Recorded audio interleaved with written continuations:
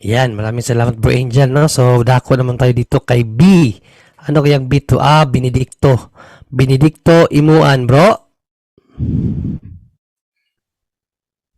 Good evening, Bro John Ray. Yes, good evening, bro.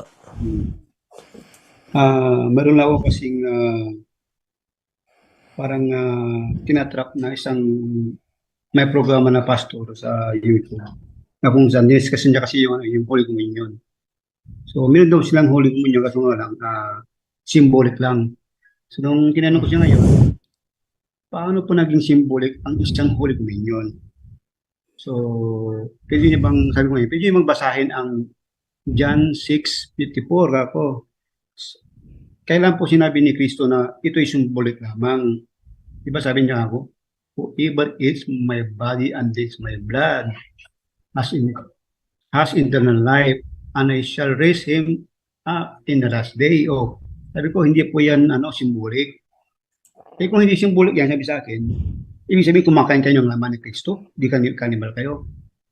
Ngayon, ang tanong mo ngayon, paano sagutin ang isang philosophical response o sagot ng ganong sitwasyon?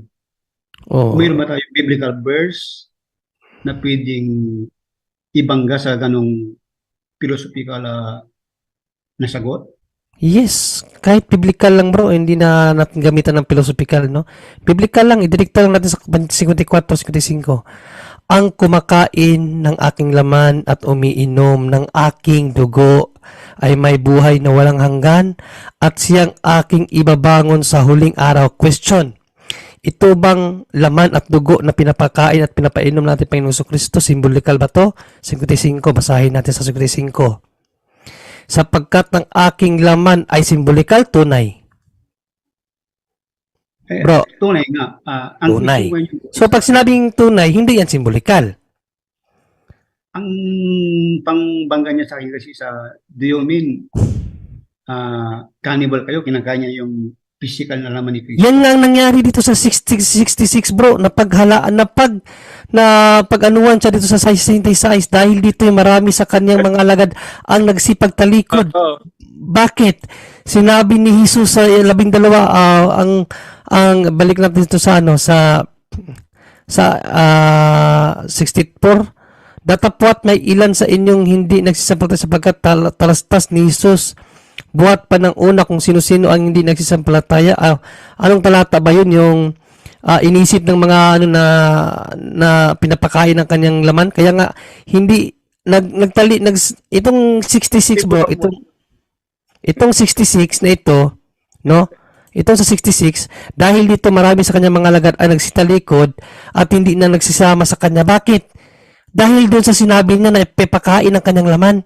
Inisip ng mga nakarinig sa kanya ng mga naging alagad niya, nagagawin silang zombie. Oo. 52. Literal talaga yun. 52 bro, 652 dahil dito sige sa 52. 52 pala. Dito sa 52. Ang mga Hudiyo ngayon nagtatalo na nagsasabi, paanong maipakakain sa atin ng taong ito ang kanyang laman? Bro, pareho-pareho sinabi ng pastor. Paano kain? Yan na sinasabi ko kanina pa. Na sa maling interpretation nila, parehong-pareho ng mga Hudyo at ang mga yan, pag binasa mo sa 60 hanggang 69, umalis sila. Hindi sila yung umalis, hindi pareho. Kaya sabi ko kanina sa Ebanghelyo, tapos ang hindi, Bro Angel, maraming umaalis. Hindi naintindihan. Umalis sila, hindi sila yun. Ang hindi naniniwala dito sa talatang ito, now 666, dahil dito ay marami sa kaniyang mga alagad ang nagsitalikod. Yan 666. Pareho sabi ng mga Hudyo noon na tumalikod. Sabi ko nga sa kanya bro, yung John 6:54, wala kang mababasa dyan na this is only symbolic. At saka sa 55, idiretso natin sa 55. Napakalinaw eh.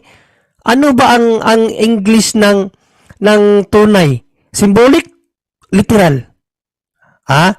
Tingnan natin sa kaso magbubukas pa ako ng mahihirapan ako magbukas. Tiningnan ko na yan, no? Ang mga synonym words, ang true, ang synonym niya literal. Correct. Magka-synonymous yun, literal, true, ano pa yung ibang mga word doon na hindi simbolikal. Kasi pag sinabi mong simbolikal, simbolik lang. Halimbawa, yung nakita mong tsapa na may ibon. Yung ibon doon, yun ang simbolik. Hindi yung tunay na ibon. Kaya nga po, natrap ko yung pastor na nagdi-discuss doon sa kanyang YouTube channel na sabi ko na, bigyan mo ako ng talata sa Biblia na kung saan sinabi ni Kristo na symbolic lang yan. Wala talagang simbolik yan. Walang Wala. simbolik. Sabi Kaya sa nga, akin, kung simbolik yan, bro, kung simbolik yan, no, binasa na to ni Bro Angel kanina, basahin natin balik yung unang Korinto 11:27, ha, para matuto kayo paano saluin ang mga argumento na to. Kung symbolic to, Ibigay kung mo. symbolic, ito ang itanong mo, bro. Pastor, kung symbolic yan, bakit sinabi ni San Pablo, kaya't ang sino mang kumain sa tinapay, ibig sabihin sa katawan ni Kristo, o uminom sa saro, ibig sabihin sa dugo ni Kristo, na di nararapat ay nagkakasala sa katawan at dugo ng Panginoon. Bakit ang kumain at uminom ng dugo ng tinapay at wine na hindi nararapat nagkakasala mismo sa dugo at katawan ng Panginoong Jesucristo? O, itanong mo to, bakit sa katawan at dugo ng Panginoong Jesucristo mismo nagkakasala kung simboliko lang yun? Kung ordinaryong tinapay. Kung ordinaryong tinapay lang yun, bakit doon mismo nagkakasala sa katawan at dugo? Pag sinabi ko sa inyo kumakain kasi ka ba bro ng na, pag kumakain ka ba ng pandesal, hindi sabi mo bro, pag kumakain ka ng pandesal, nagkakasala ka? Eh bakit diyan nagkakasala ka? Yung pares bakit na lang na tinapay para medyo sosyal? Kahit anong tinapay, nagkakasala ka, eh bakit diyan kung ordinaryo yung na-consecrate? Bakit ka magkakasala kung di yun ang katawan at dugo ng Panginoon Hesus? Bakit? Yun ang tanong, bakit ka nagkakasala? Sa mismong katawan at dugo ka magkakasala talaga. Ayan o, ang sino mang kumain ng tinapay o uminom ng saro ng Panginoon na di nararapat ay nagkakasala saan? Sa katawan at dugo mismo ng Panginoon. Correct. Kaya So, literal talaga yun. Natrap ko siya Oo, talaga dugo niya. Sinabi, binagay niya sa akin na sila is ubas, yung wine na ubas at saka tinapay lang. Pero binagay niya na Holy Communion. Sabi ko niya, Pastor, Hindi. bakit naging Holy Communion? Kung symbolic lang po yan. Paano naging Holy Communion ang isang symbolic lamang? Ayun, medyo siya doon eh. At saka, nung sinabi ng Panginoong Jesucristo niyan, sabi ni Pedro, no? Basahin natin ang sinabi ni Pedro. Unang Pedro 2:22. Sabi ni San Pedro dito. No. Na siya hindi nagkasala o nasumpungan na kinasumpungan man ng daya ang kanyang bibig. So walang kasinungalingan sa lahat ng sinabi ng Panginoon. So kaya nung sinabi niya na ito ang aking katawan talaga niya yun, hindi yun itsos lang na sinabi ng Panginoon Jesucristo para lang nagpasikat, no? Ito ang aking katawan niya talaga yun kasi walang kasinungalingan ang lumabas sa bibig ng ating Panginoong Jesucristo, sabi ni San Pedro. Yeah, correct. Bro, isang verse pa, Mateo 26:26. Tanong mo diyan, sinabi pa niya. Sige. Tanong mo diyan ha, pakita mo yan. Matthew 26:26. Ito naman ang ating mababasa. At samantalang sila'y nagsisikain ay dumampot si Jesus ng tinapay at pinagpala at pinagputol-putol at ibinigay sa mga alagad at sinabi, kunin ninyo, kanin ninyo, ito ang aking katawan. No? Symbolic dyan.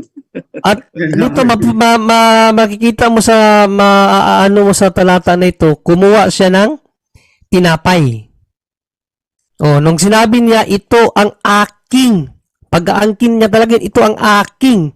Hindi niya sinabing ito ay simbolo ng aking katawan.